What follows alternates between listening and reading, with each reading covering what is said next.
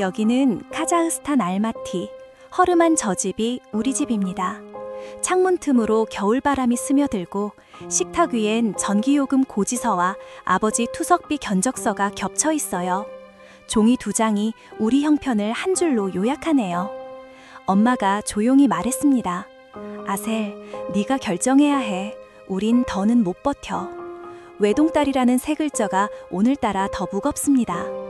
아버지는 숨을 고르며 미소만 흉내내요. 손등에 바늘 자국, 얇아진 손목. 저는 말없이 고개를 숙였죠. 방 한쪽에는 낡은 마네킹과 다른 가위가 있어요. 사람의 표정을 살리던 내 손이 오늘은 우리 집의 무게까지 들어 올릴 수 있을까요? 그날 저녁 해외에 사는 이모에게 전화가 왔습니다. 한국, 국제결혼, 치료비를 당장 마련할 수 있다는 말. 휴대폰 화면에 뜬 낯선 번호가 한동안 꺼지지 않았어요. 중개업체는 서류 목록을 보내왔고 화면 속 남자는 서툰 영어로 인사를 건넸죠. 천천히, 같이. 그의 마지막 5글자가 이상하게 오래 남았습니다. 그리고 병원비 일부가 먼저 송금됐다는 문자를 받았을 때 고마움과 무게가 동시에 가슴에 걸렸습니다. 거울 앞에 섰습니다. 눈 밑 그늘, 갈라진 입술, 손등의 작은 흉터들. 이 손으로 나는 수없이 앞머리 한 가닥, 레이어 한 칸을 다듬어 누군가의 하루를 가볍게 했죠. 그런데 오늘은 나부터 정리해야 합니다. 두려움, 책임, 그리고 가족. 엄마가 다시 묻습니다. 아가, 우리에겐 시간이 많지 않다. 저는 숨을 길게 들이켰습니다. 엄마, 제가 갈게요. 한국으로. 그 말이 방 안에 퍼지는 동안 엄마의 눈이 젖었습니다. 고맙다와 미안하다가 한 문장으로 겹쳐 나오더군요. 저는 고개를 끄덕였어요. 창밖 설산이 오늘따라 가까워 보입니다. 멀리 있던 결심이 드디어 손에 잡히는 거리로 다가왔다는 뜻이겠죠. 그 밤 마네킹의 앞머리를 마지막으로 빗질하고 가위를 케이스에 천천히 넣었습니다. 끝이라고 말하지 않기로 했어요. 잠시 접어두는 것뿐이라고. 내 손은 배우는 손이고 우리 집은 아직 내 손을 기다리니까요. 혹시 이 방송을 듣는 누군가도 결정을 망설이고 있다면 제 손을 잠깐만 잡아주세요. 저는 한국으로 갑니다. 한 편의 끝에서 다음 편의 시작으로. 이 이야기가 마음에 작은 온기를 남겼다면 다음 챕터도 함께 걸어주세요. 그리고 제가 계속 들려드릴 수 있도록 구독과 좋아요, 그 작은 응원이 오늘 제게 큰 난로가 됩니다. 중개업체 메일을 3번 읽었습니다. 출생증명서, 번역 공증, 건강검진, 무범죄 확인서. 체크 표시가 늘어날수록 내 이름이 서류 속에서 한 걸음씩 멀어지는 느낌이었죠. 첫 화상통화 날 화면에 박민수 씨가 나타났습니다. 먼지 묻은 작업복, 조심스러운 눈. 안녕하세요, 아셀 씨. 서툴지만 필요한 건 같이 준비하죠. 그는 종이에 공항 픽업, 다문화센터 수업, 병원비를 또박또박 적어 보여주었습니다. 마지막 줄엔 천천히, 같이. 그 5단어가 오래 남았어요. 며칠 뒤 아버지 치료비 일부가 먼저 들어왔다는 문자를 받았습니다. 감사함과 무게가 동시에 가슴에 얹혔죠. 도움은 은혜이면서 책임이니까요. 엄마는 제 손을 꼭 잡고 물었습니다. 만나보니 어떤가? 좋은 사람 같고 아직은 잘 몰라. 모르면 책임으로 시작하자. 엄마의 대답은 짧았지만 정확했습니다. 출국 전날 밤 방을 한 바퀴 돌았습니다. 벽에 헤어 화보, 마네킹, 가위. 오래전 메모 한 장이 눈에 들어왔죠. 내일의 손님을 상상하라. 저는 노트를 가방에 넣으며 생각했습니다. 내일의 손님은 낯선 나라의 나라구. 새벽, 공항으로 가는 택시 창밖이 하얗게 서렸습니다. 우리는 많은 말을 아꼈고 대신 손을 오래 잡았죠. 아버지는 늘 하던 말을 했습니다. 무서우면 전화해라. 두려움을 없애기보다 두려움과 같이 가라는 뜻. 저는 크게 고개를 끄덕였어요. 탑승구에서 포옹을 하고 뒤돌아보지 않으려 했지만 한 번은 돌아봤습니다. 2 사람이 작게 손을 흔들고 있었어요. 그 손짓이 제 등을 밀었습니다. 비행기가 구름 위로 오르자 창밖의 불빛이 끊기고 어둠이 이어졌습니다. 어둠은 무섭기도 했지만 새로 시작할 사람에게 공평한 도화지 같았죠. 저는 노트에 적었습니다. 하루 3단어, 하루 3문장, 하루 한 사람을 가볍게. 그 한 사람이 나여도 괜찮다고. 인천공항은 다른 냄새와 다른 리듬이었어요. 입국장을 나오자 내 이름이 적힌 종이가 보였고 그가 서 있었습니다. 어서 오세요. 저는 박민수입니다. 우리는 짧게 인사를 나누고 차에 올랐죠. 도로 표지판의 글자들이 쏜살같이 지나가고 도시는 모양을 바꾸며 뒤로 밀렸습니다. 골목 끝 2층 당분간 머물 방엔 큰 창과 접이식 탁자 하나가 있었습니다. 필요한 건 말해주세요. 내일 부모님께 인사가도 괜찮을까요? 그가 물었고 저는 고개를 끄덕였죠. 짐을 풀다 말고 창밖을 보았습니다. 따뜻한 나라의 겨울도 충분히 차갑더군요. 하지만 알았습니다. 추위는 온도보다 곁이 결정한다는 걸. 곁이 생기면 바람은 덜 매섭습니다. 가위를 꺼낼까 하다 다시 케이스에 넣었습니다. 이 집에 가위를 펼칠 날을 조금만 더 뒤로 미루기로 했어요. 오늘은 안녕하세요. 내일은 괜찮습니다. 모레는 제가 도와드릴게요. 언어와 마음을 같은 속도로 데우자는 다짐과 함께 저는 깊게 숨을 들이켰습니다. 잘 왔어, 아셀. 이제 시작이야. 첫 인사는 따뜻했지만 익숙함은 없었습니다. 따뜻함이 채 식기 전에 하루의 크기가 커졌죠. 문고리는 어느 쪽으로, 쓰레기는 언제, 봉투는 돈을 받는지, 인사는 먼저인지 사소한 게 전부 숙제가 됐습니다. 시어머니 슈퍼 계산대에 서면 말들이 바람처럼 스쳐갑니다. 포인트 있으세요? 봉투 필요해요? 저는 뒤늦게 따라합니다. 인트, 봉투. 어떤 손님은 웃으며 기다려주고 어떤 손님은 고개만 끄덕이고 가버립니다. 매번 괜찮다를 외치지만 밤이 되면 목이 굳습니다. 다문화센터 수업에서 은, 는, 이, 가를 배웠습니다. 규칙을 노트에 적다가 문득 생각했죠. 언어에도 가위가 있구나. 어디를 붙이고 어디를 덜어내야 모양이 산다. 하지만 집으로 돌아오면 숫자가 먼저 옵니다. 송금일, 전기요금, 월세. 숫자는 이유를 묻지 않죠. 내일의 선택만 줄입니다. 금요일 오후 중년 손님이 물었습니다. 트리트먼트 어디 있죠? 저는 굳었습니다. 시어머니가 대신 안내했고 손님은 말없이 떠났습니다. 그 뒷모습이 오래 남았어요. 말을 못 알아듣는 건 사람을 못 알아보는 일과 닮아 있구나. 월요일 아침 모자를 눌러 쓴 할머니가 들어왔습니다. 모자를 벗자 머리카락이 사방으로 흩어졌죠. 저는 반사적으로 손이 올라갔지만 가위는 집에 있었습니다. 손끝이 공중에서 멈췄고 할머니는 모자를 다시 눌러 쓰셨죠. 그날 밤 베개에 얼굴을 묻고 한참 울었습니다. 가위 없는 하루는 나 없는 하루 같았습니다. 민수 씨는 방문 앞에서 잠깐 멈췄다가 아무 말 없이 지나갔습니다. 다음 날 식탁에서 먼저 말했죠. 아셀 씨, 많이 어렵죠? 저는 고개를 끄덕였습니다. 네. 그는 짧게 덧붙였습니다. 처음엔 누구나 져요. 천천히요. 그 말이 심호흡처럼 들어왔습니다. 천천히는 느림이 아니라 방향을 잃지 않는 속도라는 걸 그때 알았습니다. 그날 밤 저는 창고문을 열어 혼자 앉았습니다. 큰 거울 하나, 빈 의자 하나. 시어머니가 작은 상자를 내밀었죠. 낡긴 했지만 잘 들어. 가위 한 벌. 손에 쥐는 순간 심장이 제자리로 돌아왔습니다. 저는 노트 첫 장에 썼습니다. 컷 15분, 드라이 5분, 정리 3분. 내일은 시간을 이긴다. 아직 저는 이 도시에서 누구가 아닙니다. 하지만 손은 제 이름을 기억합니다. 내일 아주 짧은 시간이라도 누군가의 무게를 덜어보겠습니다. 그게 된다면 여기서의 내 자리를 한 칸 얻는 거겠죠. 비가 얇게 내리던 토요일이었습니다. 슈퍼문 닫기 직전 모자를 벗은 할머니의 머리카락이 빗물에 눌려 제멋대로였죠. 저는 주저하다가 말했습니다. 잠깐이면 제가 정리해드릴게요. 시어머니가 조용히 고개를 끄덕였고 창고에서 의자와 거울을 꺼냈습니다.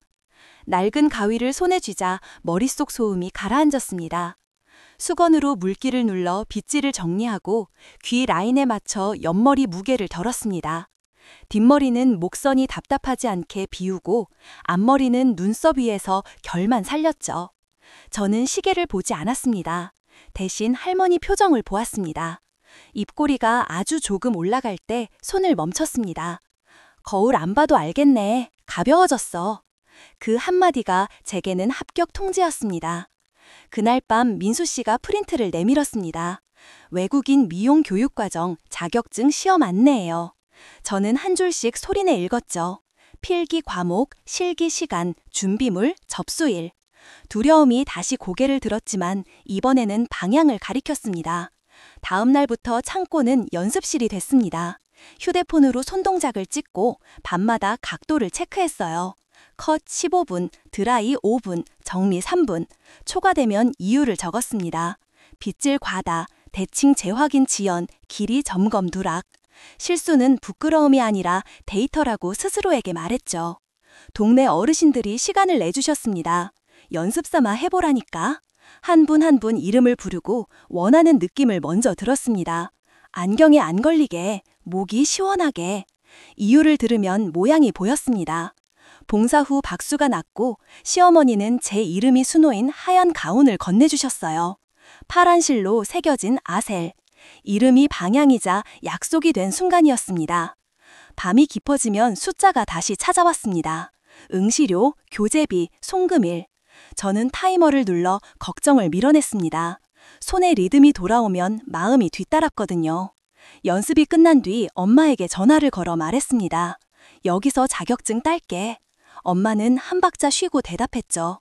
그래라, 네 손은 오래 기다렸지. 달력 첫째 주에 동그라미를 그렸습니다. 접수 시작. 저는 그 옆에 세 글자를 적었습니다. 가능하다. 그리고 한 줄 더 똑같이 적었습니다. 가능하다. 내일은 신청서를 낼 겁니다. 그 다음은 시간을 이기겠습니다. 접수 버튼을 누르는 순간 마음이 한 칸 앞으로 움직였습니다. 이제부터는 자료가 아니라 루틴의 시간. 저는 하루를 3등분했죠. 아침엔 슈퍼 물류정리로 몸을 풀고, 오후엔 다문화 센터에서 용어를 익히고, 밤엔 창고에서 손을 푼다. 컷 15분, 드라이 5분, 정리 3분. 타이머가 울리면 원인을 적었습니다. 손목 각도, 빗 텐션, 대칭 확인. 실수는 부끄러움이 아니라 데이터라고 스스로에게 말했어요. 시어머니는 단골 어르신들에게 연락을 돌려주셨습니다. 연습 삼아 해보게. 저는 이름을 먼저 묻고 원하는 이유를 들었습니다. 안경에 안 걸리게, 목이 시원하게, 사진이 잘 나오게. 이유를 들으면 모양이 보였고, 모양이 보이면 시간이 줄었습니다. 수선집 사장님은 제 손을 보고 말했죠. 리듬이 생겼네. 저는 웃으며 적었습니다. 오늘의 리듬 23분. 민수 씨는 조용히 보조 패터리와 프린트를 가져다 놓았습니다. 시험장 오시는 길, 준비물 체크리스트, 예상 동선. 중간에 물 마시는 타이밍 표시했어요. 그의 메모엔 천천히 가치가 늘 적혀 있었죠. 저는 책상 아래에서 주먹을 쥐었다 폈습니다. 기대지 않고 함께 걷기. 첫 모의실기에서 가위가 한번 미끄러졌습니다. 가닥이 반박자 짧아졌고 마음이 무너질 뻔했죠. 저는 호흡을 붙잡고 바로 수정선을 만들었습니다. 실패 원인은 서두름. 그날 노트에 빨간 펜으로 썼습니다. 빠름과 서두름은 다르다. 다음 주 경로당 봉사에서 저는 시간을 재지 않았습니다. 대신 호흡을 셌죠. 한 사람 앞에 서면 먼저 웃고 요구를 반복해서 확인하고 마지막에 손거울 대신 표정을 본다. 이제 내가 나갔네. 그 말이 합격 도장 같았습니다. 돌아오는 길 저는 스스로에게 작은 상여를 줬어요. 오늘의 실수 2개, 보완책 2개, 잘한 점 2개. 필기는 새벽에 공부했습니다. 공중위생과 피부 모발학은 외워야 할 게 많았지만 외워진 문장은 손끝에서 이해로 변했습니다. 위생은 결국 사람을 위한 장치, 기술은 사람에게 닿는 언어. 문장을 손의 언어로 옮기자 속도가 붙었죠. 엄마에게 소식을 전하자 짧은 답이 왔습니다. 하루만 포기하지 말기. 저는 그 문장을 휴대폰 배경으로 바꿨습니다. 포기 대신 쉼, 후퇴 대신 복귀. 밤마다 거울 앞에 서면 낯선 도시의 낯선 사람 대신 버티는 눈빛이 서 있었습니다. 시험일까지 남은 일주일, 저는 연습 순서를 더 단순하게 줄였습니다. 도구 위치 고정, 발끝 각도 고정, 시선 이동. 변수를 줄이자 마음이 가벼워졌어요. 마지막 날, 시어머니가 하얀 가운을 다려 걸어주셨습니다. 파란 실로 수놓인 제 이름이 또렷했죠. 저는 마음속으로만 인사했습니다. 잘 부탁해, 오늘의 손. 여기까지가 준비의 끝입니다. 시단과 내가 정면으로 만나는 자리. 저는 달력의 동그라미를 한 번 더 짚고 손가락 힘을 가볍게 풀었습니다. 이제 시간을 이깁니다. 시험장 공기는 마른 종이 냄새가 났습니다. 번호표를 붙이고 자리에 앉아 손보다 시계가 먼저 뛰었어요. 시작 신호. 가위 들어 올리고 첫 가덕을 짚는데 반 박자 늦었습니다. 빛 텐션이 흔들리고 대칭 확인이 길어졌죠. 마지막 드라이에 숨을 몰아넣었지만 타이머는 냉정했습니다. 종료. 채점표엔 작은 동그라미와 짧은 메모 하나, 시간 초과. 밖으로 나오자 바람이 뜨겁게 느껴졌습니다. 나는 아직 멀었구나. 입술에서 그 말이 새어나왔죠. 민수 씨가 종이컵 물을 건네며 말했습니다. 처음엔 누구나 져요. 저는 고개를 끄덕였지만 마음은 쉽게 끄덕이지 않았습니다. 집에 돌아와 가운을 걸어두고 가위를 케이스에 넣으려다 멈췄어요. 오늘은 케이스가 아니라 테이블 위에 놓기로 했습니다. 도망치지 않겠다는 뜻으로. 밤이 깊자 실패 뒤의 소음이 잦아들었습니다. 노트를 펼쳐 빨간 펜으로 적었습니다. 원인, 시작 30초 당황, 빗질 과다, 대칭 재확인 중복, 드라이 과투입. 그리고 파란 펜으로 대책을 옆에 달았죠. 해결, 시작 루틴 고정, 빗질 321 규칙, 대칭은 구간별 단 한 번, 드라이는 80%에서 멈춤. 마지막 줄에 굵게 썼습니다. 빠름과 서두름 구분. 다음날 새벽 거울 앞에서 시계 루틴을 만들었습니다. 벽시계 초침에 맞춰 손을 올리고 내리는 연습, 발끝, 팔꿈치, 손목 각도 고정, 1분에 3번 심호흡, 5분마다 체크포인트. 손이 리듬을 찾으니까 마음이 뒤따라왔습니다. 시어머니가 문틈으로 얼굴을 내밀었죠. 오늘은 늦게 자네? 저는 웃었습니다. 오늘은 시간을 배우는 날이에요. 점심엔 다문화센터 선생님을 찾아갔습니다. 긴장 어떻게 줄일 수 있을까요? 선생님이 종이컵을 탁자에 넣으며 말했죠. 절차를 문장으로 외워요. 말이 길을 만들어줘요. 그날부터 저는 속삭였습니다. 파팅, 텐션, 라인, 체크. 말이 길을 만들자 손이 길을 잃지 않았습니다. 수선집 사장님이 말했습니다. 이번엔 손이 조용하네. 저는 대답했죠. 이제 시계를 손 안에 넣었거든요. 재접수 알림이 떴습니다. 달력에 작은 동그라미를 하나 더 그렸습니다. 두 번째 기회. 엄마에게 메시지를 보냈어요. 이번엔 시간을 이겨올게. 답장은 간단했죠. 하루만 포기하지 말기. 저는 가위를 들고 조용히 고개를 끄덕였습니다. 내일 루틴을 더 짧게, 모레 마음을 더 가볍게, 그리고 그 다음 날 문을 엽니다. 시간과 정면으로 마주보게 될 그 자리로. 제 시험날 손보다 말이 먼저 움직였습니다. 속삭였죠. 파팅, 텐션, 라인, 체크. 시작 신호가 떨어지자 손은 흔들리지 않았습니다. 빗은 정해둔 각도로, 가위는 리듬대로, 드라이는 80%에서 멈추고 자연 건조. 마지막 확인을 끝냈을 때 시계의 숫자 2시 30이 남아 있었어요. 합격 문자. 통과를 축하합니다. 화면의 한 줄이 오래 딸렸습니다. 그날 오후 민수 씨가 달력을 펼쳐 말했죠. 점포, 이번 주 계약 가능해요. 저는 숨을 들이켰습니다. 서류에 사인을 하는 손이 조금 떨렸지만 사인은 분명했습니다. 보증금, 임대료, 사업자 등록. 숫자들이 이번엔 길을 막지 않았어요. 길을 만들었습니다. 오픈일을 부모님 방문에 마쳤습니다. 간판이 걸리는 아침, 사다리 위 사람이 파란 글자를 천천히 드러냈죠. ASL 헤어. 저는 가운을 걸치고 거울을 닦았습니다. 손잡이의 차가운 금속이 심장을 가라앉혔어요. 오늘의 상대는 가난도, 언어도, 두려움도 아니라 시간이었습니다. 내가 배운 대로만 하면 된다. 문을 열자 첫 손님이 들어왔습니다. 모자를 벗은 할머니, 그리고 젊은 손님 하나. 저는 두 자리 모두 받아들였죠. 안경에 안 걸리게, 목은 시원하게. 이유를 먼저 듣고 모양을 눈에 그렸습니다. 커트 15분, 드라이 5분, 정리 3분. 표정이 올라오는 순간 손을 멈추었죠. 박수가 났습니다. 유리문 너머에 사람들이 모였습니다. 그때 부모님이 도착하셨어요. 어머니는 간판을 보자마자 입을 막았고 아버지는 휠체어 손잡이를 꼭 쥐었습니다. 우리 딸, 그는 말끝을 잇지 못했죠. 저는 조용히 말했습니다. 아빠, 오늘은 제가 아빠 숨쉬는 속도에 맞춰 자를게요. 휠체어 브레이크를 잠그고 아버지의 옆머리를 정리했습니다. 목이 시원하냐고 묻자 아버지는 천천히 고개를 끄덕였어요. 가벼워졌다. 그 순간 오래 보이지 않던 것들이 한꺼번에 보였습니다. 병원비 견적서, 끊긴 라디에이터, 모자를 눌러 쓰던 할머니, 실패표에 동그라미, 빨간 펜 메모, 그리고 지금 제 손끝에 리듬. 빌런이라고 부르던 모든 것들이 한 장면 안에서 자리를 바꿨습니다.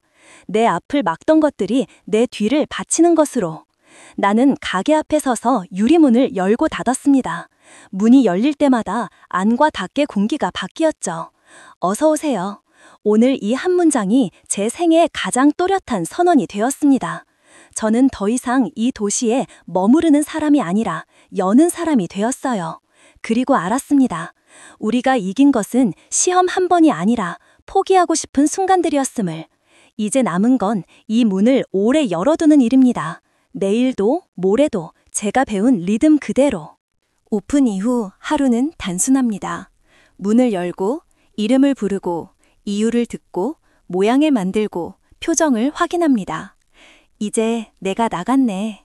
그 말을 들으면 저는 하루를 다 채운 느낌이 들어요. 저녁이면 가게 전등을 끄고 유리문에 비친 제 모습을 잠깐 봅니다.